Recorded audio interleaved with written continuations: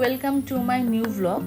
আজকে ছিল আমাদের অফিসের ভিত পুজো, একদম নতুন একটি সাইটে ভিত পুজো ছিল আজকে।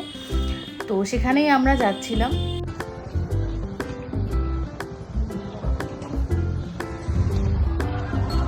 তো যাই হোক, আমরা মানে ফাইনালি এসে গেছি আমাদের লোকেশানে, সাইটে।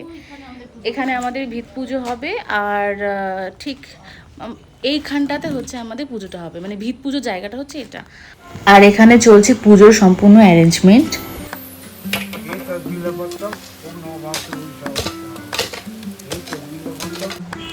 আর এদিকে আমরা গরমে বিধ্বস্ত। আর এটি সম্ভবত ভিত পুজোর মেইন নিয়ম, মানে এখানে ঢালাই দিয়ে বিল্ডিংয়ের কাজের সূচনা করা হয়।